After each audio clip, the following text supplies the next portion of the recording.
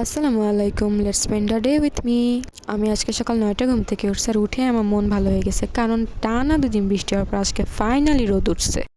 আর আমি এখানে বারান্দায় বসে বসে আমার শরবত উপভোগ করতেছিলাম আর তার সাথে রোদও। এরপর আমি নাস্তা করি, নাস্তাতে ছিল রুটি আর ভাজি। নাস্তা শেষ করে আমি পড়তে বসি। ম্যাথ নাকি সকালে অনেক ভালো মাথায় ঢোকে, কিন্তু আমার তো কী হলো আমি কিছুই বুঝি নাই। যাই হোক, এরপর আমি আমার বিড়ালের বাচ্চাগুলোর সাথে টাইম স্পেন্ড করি। মাশাআল্লাহ, ওরা অনেক সুইট। এরপর আমি 12:30টার দিকে রেডি হয়ে চলে যাই পড়তে। পড়ে এসে মনটা ভালো লাগতেছিল না, তাই একটু ঘুরতে চলে গিয়েছিলাম। বাট আনফর্চুনেটলি আমি আমার ফোনটা ভুলে রেখে গেছি, সাথে আমি এটাও ভুলে গেছি আমি যে ভ্লগ করছিলাম বা ভিডিও করছিলাম। তাই আমি এখানে একটু অ্যাপোলোজাইজ করতেছিলাম। এনিওয়েজ, তারপর আমি আবারও পড়তে বসে যাই, কারণ স্যার অনেকগুলো পড়া দিছিল, না পড়লে বিচার দিতাম ওর কাছে।